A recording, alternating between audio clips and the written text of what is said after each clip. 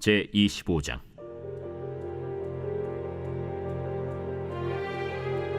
아마샤가 왕위에 오를 때 나이가 25세라. 예루살렘에서 29년 동안 다스리니라. 그의 어머니의 이름은 여호아단이요 예루살렘 사람이더라. 아마샤가 여호와께서 보시기에 정직하게 행하기는 하였으나 온전한 마음으로 행하지 아니하였더라. 그의 나라가 굳게 섬에 그의 부왕을 죽인 신하들을 죽였으나 그들의 자녀들은 죽이지 아니하였으니 이는 모세의 율법책에 기록된 대로 함이라. 곧 여호와께서 명령하여 이르시기를 자녀로 말미암아 아버지를 죽이지 말 것이요 아버지로 말미암아 자녀를 죽이지 말 것이라. 오직 각 사람은 자기의 죄로 말미암아 죽을 것이리라. 아마샤가 유다 사람들을 모으고 그 여러 족속을 따라 천부장들과 백부장들을 세우되 유다와 베냐민을 함께 그리하고 20세 이상으로 계수하여 창과 방패를 잡고 능히 전장에 나갈 만한 자 30만 명을 얻고 또 은 100달란트로 이스라엘 나라에서 큰 용사 10만 명을 고용하였더니 어떤 하나님의 사람이 아마샤에게 나와서 이르되 왕이여, 이스라엘 군대를 왕과 함께 가게 하지 마옵소서. 여호와께서는 이스라엘 곧 온 에브라임 자손과 함께하지 아니하시나니 왕이 만일 가시거든 힘써 싸우소서. 하나님이 왕을 적군 앞에 엎드러지게 하시리이다. 하나님은 능히 돕기도 하시고 능히 패하게도 하시나이다 하니 아마샤가 하나님의 사람에게 이르되 내가 100달란트를 이스라엘 군대에게 주었으니 어찌할까? 여호와께서 능히 이보다 많은 것을 왕에게 주실 수 있나이다. 아마샤가 이에 에브라임에서 자기에게 온 군대를 나누어 그들의 고향으로 돌아가게 하였더니 그 무리가 유다 사람에게 심히 노하여 분연히 고향으로 돌아갔더라. 아마샤가 담력을 내어 그의 백성을 거느리고 소금 골짜기에 이르러 세일 자손 10,000명을 죽이고 유다 자손이 또 10,000명을 사로잡아가지고 바위 꼭대기에 올라가서 거기서 밀쳐 내려뜨려서 그들의 온몸이 부서지게 하였더라. 아마샤가 자기와 함께 전장에 나가지 못하게 하고 돌려보낸 군사들이 사마리아에서부터 벳호론까지 유다 성읍들을 약탈하고 사람 3,000명을 죽이고 물건을 많이 노력하였더라. 아마샤가 에돔 사람들을 죽이고 돌아올 때 세일 자손의 신들을 가져와서 자기의 신으로 세우고 그것들 앞에 경배하며 분향한지라. 그러므로 여호와께서 아마샤에게 진노하사 한 선지자를 그에게 보내시니 그가 이르되 저 백성의 신들이 그들의 백성을 왕의 손에서 능히 구원하지 못하였거늘 왕은 어찌하여 그 신들에게 구하나이까? 선지자가 아직 그에게 말할 때 왕이 그에게 이르되 우리가 너를 왕의 모사로 삼았느냐 그치라. 어찌하여 맞으러 아니냐? 선지자가 그치며 이르되 왕이 이를 행하고 나의 경고를 듣지 아니하니 하나님이 왕을 멸하시기로 작정하신 줄 아노라. 유다 왕 아마샤가 상의하고 예후의 손자 여호아하스의 아들 이스라엘 왕 요아스에게 사신을 보내어 이르되 오라, 서로 대면하자. 이스라엘 왕 요아스가 유다 왕 아마샤에게 사람을 보내어 이르되 레바논 가시나무가 레바논 백향목에게 전가를 보내어 이르기를 내 딸을 내 아들에게 주어 아내로 삼게 하라 하였더니 레바논 들짐승이 지나가다가 그 가시나무를 짓밟았느니라. 내가 에돔 사람들을 쳤다고 내 마음이 교만하여 자긍하는도다. 내 궁이나 있으라. 어찌하여 화를 자초하여 너와 유다가 함께 망하고자 하느냐? 하나 아마샤가 듣지 아니하였으니 이는 하나님께로 말미암은 것이라. 그들이 에돔 신들에게 구하였으므로 그 대적의 손에 넘기려 하심이더라. 이스라엘 왕 요아스가 올라와서 유다 왕 아마샤와 더불어 유다의 벳세메스에서 대면하였더니 유다가 이스라엘 앞에서 패하여 각기 장막으로 도망한지라.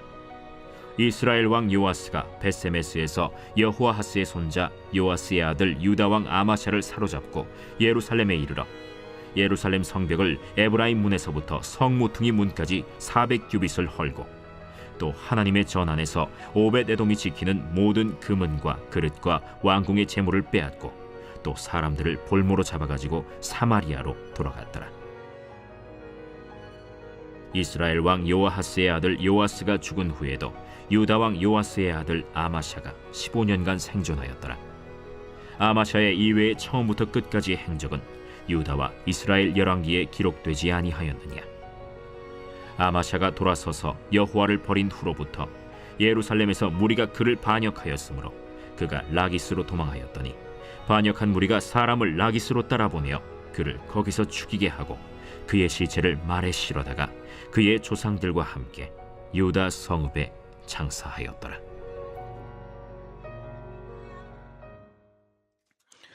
오늘 새벽에도 주님의 보좌 앞으로 나오신 성도들에게 하나님의 은혜와 평강이 함께 하시기를 축원드립니다.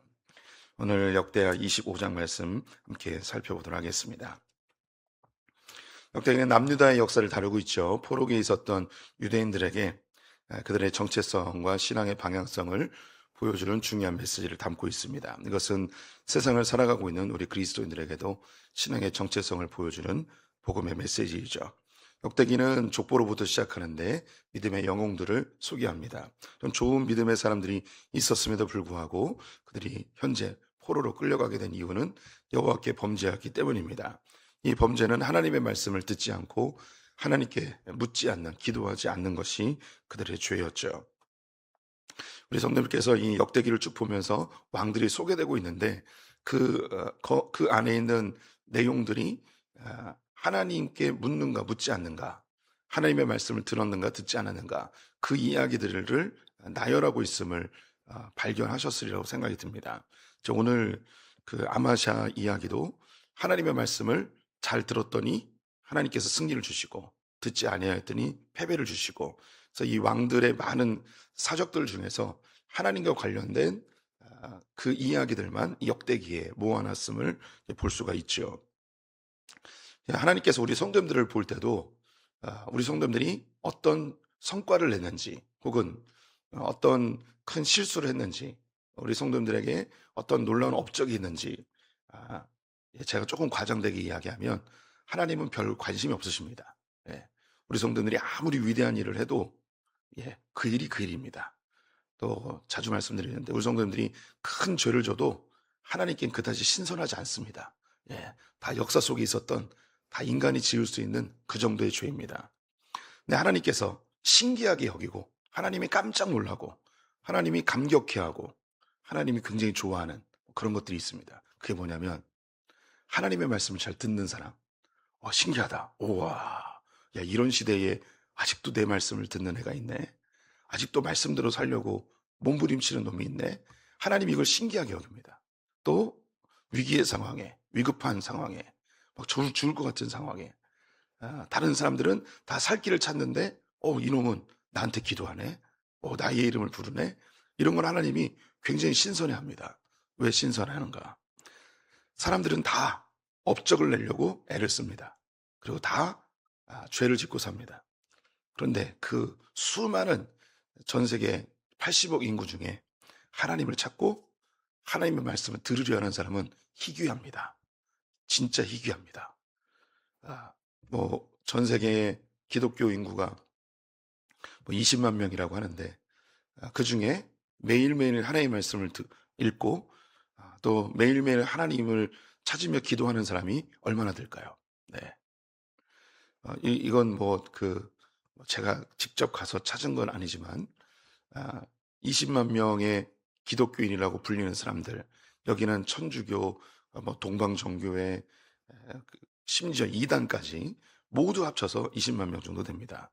그 중에 20억, 그 중에 하나님께 규칙적으로 기도하고 말씀을 보는 사람, 이런 사람들이 몇 프로 정도 되는가? 2억 명 정도 된다고 합니다. 그걸 다 찾은 건 아니지만 통계적으로 그렇다는 거예요. 전 세계 사람들 중에 하나님을 찾고 하나님께 기도, 하나님의 말씀을 듣는 사람이 하나님의 눈에 보기에는 희귀합니다. 희귀해. 우리 성도님들은 잘하고 있으니까 안 희귀한데 목사의 눈으로 봐도 희귀합니다. 우리 교회 성도님들 중에 규칙적으로 말씀 보고 규칙적으로 기도하는 사람, 우리 교회도 희귀합니다. 하나님은요, 그런 사람들에게 관심이 있으세요. 그런 분들의 삶을 주목하고 있고 그런 사람들에게 어떻게든 복주고 싶어서 하나님은 안달난 분입니다. 설교를 다 마친 듯한 느낌입니다. 우리 성도님들 하나님의 말씀을 듣고 하나님께 묻기를 즐겨하는 이 새벽을 깨우치는 분들, 하나님이 주목하고 계심을 기억하고 성도님들 힘차게 하루를 사셨으면 좋겠습니다. 기도하겠습니다 라고 하면 안 되겠죠? 네, 그 예로 사울은 하나님께 버림받고 다윗은 하나님께 인정을 받았습니다. 그 기준이 하나님께 묻고 듣기를 했느냐 하지 아니하였느냐였죠. 다윗은 하나님께 인정받아 다윗의 언약을 세우게 됩니다. 여기서도 다시 언급하면 왜 하나님이 다윗과 언약을 맺었을까요? 이런 사람이 없는 거예요. 네. 무슨 잘못을 하면 내가 뭘 잘못했지? 하나님의 말씀을 찾아서 이게 잘못됐구나. 이렇게 좀 바꿔야겠구나. 또 어떤 상황이 되면 막 죄를 졌어요. 그러면 막 죄를 지적하면 내가 뭘 그렇게 잘못했습니까? 보통 사람이 이렇게 반응하는데 무릎 딱 꿇고 지금 정말 잘못했습니다. 주님, 나에게서 성령을 거두지 마시고 나의 심령을 새롭게 하셔서 주님과 다시 친밀한 관계를 얻게 해주십시오. 이렇게 하나님 앞에 무릎 꿇고 그렇게 반응하는 사람이 없는 거예요. 그런 사람이 없는 거죠. 하나님 보시기엔 너무 신기한 거예요. 잘못하면 말씀을 보고서 뭘 잘못했는지 찾고, 죄지면 하나님께 무릎 꿇으면서 하나님과 관계가 너무너무 소중하니 제발 날 버리지 마십시오. 이런 사람이 없는 거예요.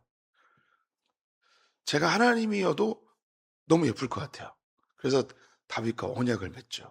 야, 다윗, 너의 후손으로 이스라엘의 왕위를 영원히 하겠다. 그랬더니 이 다윗이 너무너무 감격해하면서 내가 뭐길래, 우리 성도님들 성경 구절 기억하실 거예요. 도대체 내가 뭐길래 하나님 이렇게 나를 대하십니까? 다윗도 놀란 거죠. 도대체 내가 뭐길래 하나님이 나와 언약을 맺으십니까? 그리고 나서 성전을 짓고자 하죠. 이 성전을 짓고자 하는데 하나님이 또 당황하세요. 아니, 내가 어떤 왕들에게 내 집을 지어달라고 말한 적이 있냐? 야, 넌 어떻게 나를 위해서 집을 지을 생각을 하냐? 다윗의 마음에는 하나님께 더 가까이 가고 더 친밀해지고 싶은 그 욕구, 하나님 볼 때는 너무너무 신기한 거예요. 어떻게 이런 놈이 태어났을까? 어떻게 이런 생각을 하지? 하나님은 다윗이 누구와 전쟁에서 승리하고 어떤 놀라운 업적을 세우고 어떤 성공적인 정책을 하고, 이거 하나님에겐 전혀 관심이 없습니다. 어떻게 하나님의 말씀을 듣고 하나님께 묻고, 여기에 하나님의 관심이 있죠. 그 이후에 솔로몬 성전을 짓고 하나님께는 성전 언약을 세우십니다. 성전에서 기도하고 성전을 향하여 기도하면 하나님께서 귀 기울이고 주목하여 보시겠다는 거죠.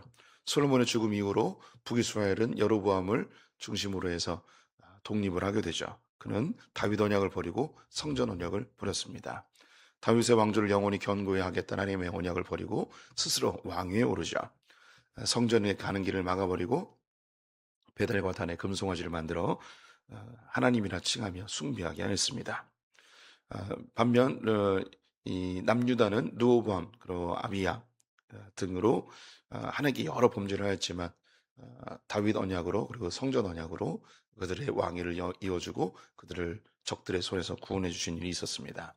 아사와 여호사밧은 무너진 이 남유다를 다시 재건하게 되었죠. 여호사밧 죽음 이후에 여호람, 아하시아, 아달랴로 이어지며 다윗의 왕조가 끊어질 뻔하였지만 하나님의 열심으로 요아스를 구원하셔서 다윗의 왕조를 다시 재건해 주십니다. 요아스가 죽은 이후에 오늘 아마샤가 왕위에 오르게 되는데요. 아마샤가 25세에 왕위에 올랐고 29년 동안 통치하였다고 합니다. 그의 어머니는 예루살렘 여인으로 그에게 신앙적인 영향을 주었음을 성경에서 보여주고 있죠. 성경은 그가 정직하게 행하였지만 온전한 마음으로 따르지는 아니하였다고 평가합니다. 그의 신앙, 그의 왕위에서 변곡점이 되어지는 사건이 오늘 기록되어 있는데요. 그것은 에돔과의 전쟁이었습니다. 그 전에 그의 아버지가 요아스인데 그가 반역자들에 의해서 죽임을 당하게 되죠. 그래서 이 아마샤가 왕위에 올랐을 때 그의 아버지를 죽인 반역자들을 색출해서 그들을 죽이게 됩니다. 죽일 때에 그 당사자들만 죽이고 그의 후손들은 죽이지 아니하였다고 기록하고 있는데요. 여기에 그 이유가 무엇인가? 4절 상반부를 보면 그들의 자녀들은 죽이지 아니하였으니 이는 모세의 율법책에 기록된 대로 함이라. 이 아마샤가 반역자들의 자녀들은 죽이지 않았는데 그것은 모세 율법책을 따랐기 때문이라고 합니다. 그가 왕위에 올라서 초기에는 하나님의 말씀대로 통치하려는 모습을 한 사건으로 보여주고 있는 거죠. 굉장히 초기에는 잘 하고 있었음을 우리는 알 수 있습니다. 근데 그가 이제 하나님과 멀어지게 된 사건, 그것이 에돔과의 전쟁인데요. 에돔을 치기 위해서 유다 민족과 베냐민 민족의 군인을 20세 이상 되는 전쟁에 나갈 수 있는 사람을 모았더니 30만 명이었습니다. 30만 명 굉장히 큰 숫자인데요. 여호사밧, 남유다에서 제일 성공했을 때죠. 여호사밧 때의 군대가 120만 명이었습니다. 이제 4분의 1로 줄어버리게 된 것이죠. 엄청난 그 군사적인 손해가 그 사이에 일어났던 것입니다. 30만 명으로 에돔과 전쟁을 하려고 하니 이게 영 불안한 거예요. 그래서 이 아마샤가 내린 결정이 무엇인가? 은 100달란트를 북이스라엘에게 제공하고 용병 10만 명을 구해오게 됩니다. 그래서 이렇게 이제 그 남유다의 30만 명, 북이스라엘 용병 10만 명, 총 40만 명이 에돔을 치기 위해 출정을 하려고 하는데 한 하나님의 사람이 이 아마샤에게 이야기를 합니다. 어찌하여 저 하나님을 대적하는 하나님과 멀어진 북이스라엘과 손을 잡고 전쟁을 하려 합니까? 하나님께서 패하게 하실 것입니다. 하며 그에게 경고를 하죠. 이 하나님의 사람의 말을 듣고 하나님의 말씀을 잘 듣는 이 아마샤의 모습이 등장을 하죠. 그랬더니 걱정합니다. 이미 100달란트를 제공했는데 그냥 돌로 보내면 우리는 손해보는 거 아닙니까? 라고 했더니 이 하나님의 사람이 걱정하지 마십시오. 이 100달란트 그거보다 더 많이 하나님이 갚아주실 것입니다. 라고 합니다. 그래서 에돔과의 전쟁에 나가서 승리하고 수많은 전리품을 가지고 돌아왔습니다. 근데 여기서 문제가 생깁니다. 여기까지는 좋았는데 이 북이스라엘 사람들이 전쟁을 위해서 10만 명이 왔다가 싸움을 하지 않고 그냥 돌아갑니다. 돌아가는데 열이 받았습니다. 화가 난 거죠. 돌아가는 길에 보이는 대로 유다 성읍을 진멸하기 시작합니다. 약탈하는 거예요. 3천 명을 죽이고 물건들을 다 노력해서 돌아가 버렸습니다. 전쟁 안 하고 돌아가면 좋은 거 아닌가? 목숨을 구해였으니 싸우지 않고 승리하는 게 제일 좋은 거다 뭐 얘기하는데 여기서 우리가 고대 전쟁의 특징을 아셔야 됩니다. 이 고대 전쟁은요, 우리가 생각하는 그냥 사람들끼리 싸우는 그런 개념이 아니고 이 고대 사회의 전쟁은 비즈니스입니다. 그래서 전쟁에서 이기면 갑부가 돼버려요. 왜 갑부가 되는가? 전쟁에서 이기면 전리품을 다 가져가요. 그래서 이 당시에 전쟁에 참여한다는 것은 그 한몫 챙길 수 있는 아주 좋은 기회인 거죠. 그래서 이 10만 명이 용병으로 자원을 했는데 이들이 기대했던 건 뭐냐면 전쟁에서 승리하여 에돔 사람들의 그 물건을 다 전리품으로 가져와 그 집에 돌아가서 이제 노후를 편안하게 지낼 수 있겠구나 뭐 이런 생각을 하고 참여했는데 그냥 돌아가라고 하니까 전리품을 얻지 못한 거죠. 그래서 화가 난 거예요. 그래서 돌아가는 길에 유다 성읍을 약탈하여서 그들을 죽이고 그들의 재물을 다 가지고 돌아가게 되었습니다. 이 소식을 아마샤가 돌아오는 길에 듣게 되었습니다. 우리 성도님들이 아마샤의 입장이라면 당황스러울 거예요. 아니 하나님의 말씀대로 이 북이스라엘의 군인들을 보냈는데 하나님 이게 뭡니까? 하나님 이거 지켜주셔야 되는 거 아닙니까? 우리 백성들이 3천 명이나 죽였고 많은 서급들이 약탈당했습니다. 어떻게 하면 좋습니까? 하며 어떻게 이럴 수 있습니까? 하는 하나님에 대한 원망과 분노가 갑자기 확 일어나게 되죠. 그래서 아마샤가 결정한 게 뭐냐면 이 에돔에서 승리하고 전리품을 가져올 때 에돔 사람들이 갖고 있었던 우상 단지들을 가져왔습니다. 그리고는 이제 하나님 버리고 이 에돔의 우상을 섬기기로 결정을 합니다. 이때 한 선지자가 이 아마샤에게 와서 아니 에돔 사람들이 당신의 손에 패배했는데 그들의 신을 가져와서 그들의 신을 섬긴다니 이게 말이 됩니까? 하나님께서 당신을 멸하실 것입니다. 하고 경고를 하죠. 이제 이 아마샤는 이미 마음이 돌아서 버렸습니다. 선지자가 이야기하는 것, 전쟁 나가기 전에는 선지자의 말을 잘 들었는데 전쟁에서 돌아오고 나서는 하나님의 말씀을 듣지 않습니다. 또 이렇게 하나님께서 멸하신다고 할 때 하나님께 무릎 꿇고 하나님 제가 감정에 취하여서 너무 흥분해서 잘못 얘기했습니다. 잘못 결정했습니다. 용서해 주십시오. 이게 하나님께 묻는 작업을 해야 되는데 이것을 하지 않습니다. 그 다음에 내린 결정. 북이스라엘이 유다의 성읍들을 약탈하고 3천 명을 죽여가지고 이 아마샤가 진짜 열이 받았어요. 그래서 북이스라엘에게 오늘 17절에 보니까 오라 서로 대면하자라고 합니다. 이 이야기는 한판 붙자라는 겁니다. 이거 보면서 어느 영화의 그 대사가 떠올랐는데 네가 그렇게 싸움을 잘해? 옥상으로 따라와. 이 대사가 새벽에는 이러면 안 되는데 제가 무리를 했습니다. 옥당으로 따라와. 예. 두 번 했는데도 안 웃으면 설교자가 너무 무안하죠. 예, 사무실에서 연습하고 왔는데 마지막 세 번째 기회예요. 예, 세 번째 기회를 살리셔야 돼요. 네가 그렇게 싸움을 잘해? 옥당으로 따라와. 예, 네. 예, 세 번째가 제일 잘 된 것 같습니다. 네. 그래서 이제 그랬더니 이 북이스라엘의 왕이 네가 에돔과 전쟁에서 승리하였다고 교만해졌구나. 너 이러면 완전히 다 죽는다. 그랬는데도 싸움을 합니다. 아니나 다를까 북이스라엘이 남유다를 완전히 짓밟아 버리죠. 그리고 이 아마샤를 포로로 끌고 예루살렘까지 진격하게 됩니다. 그래서 예루살렘 성벽에 400규빗을 무너뜨리게 되죠. 오늘 성경에 나와 있지는 않은데요. 이 아마샤를 북이스라엘 왕이 포로로 끌고 간 것으로 봅니다. 그리고 예루살렘에 있었던 모든 금은보화, 성전에 있었던 금은보화를 다 약탈해서 가지고 가게 되죠. 그리고 이제 북이스라엘 왕이 죽었을 때에 이제 돌아오게 되는데 돌아와서 반역자들이 이 아마샤를 죽이게 되면서 그의 생애가 마감되게 됩니다. 이 아마샤는 안타깝게도 이 다윗의 다윗의 성에 안치되지 못하고 또 당연히 이제 왕들의 묘실에 안치되지 못하고 유다 성읍에 장사되어지는 완전히 버림받은 왕이 되어 버렸습니다. 이 뒤에 이제 우시야라는 왕이 등장을 하는데요.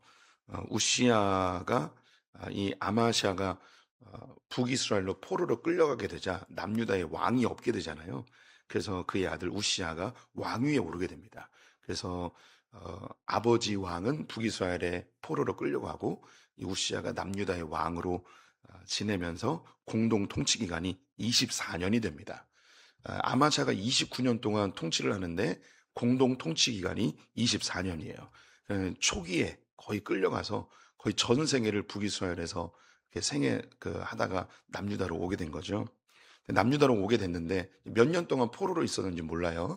남유다에 오게 됐는데 이미 오랜 시간 동안 이 우시야의 신하들이 통치를 하고 있었고 아마샤의 를 따르는 신하들도 있었겠죠. 돌아온 이후에 이 두 그룹이 예루살렘에서 갈등이 심해지게 되었고 그래서 이 아마샤를 없애야겠다고 생각해서 반역이 일어나 오늘 본문에서 죽게 된 역사적인 배경이 있습니다.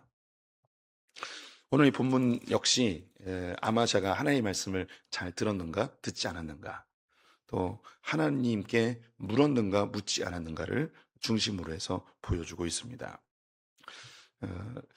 서두에 언급드린 것처럼 하나님이 우리가 어떤 업적을 세웠는지 또 우리가 이 세상에서 얼마나 큰 위대한 일을 했는지 또 혹은 우리가 얼마나 큰 실패를 경험했는지 어떤 죄를 졌는지 이 부분에 대해선 하나님은 그다지 관심이 없으십니다.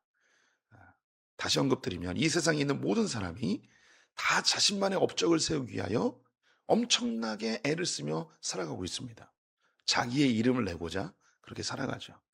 또 사람들이 죄를 져도 하나님은 전혀 신선하지 않은 역사 속에 있었던 다 비슷비슷한 죄입니다.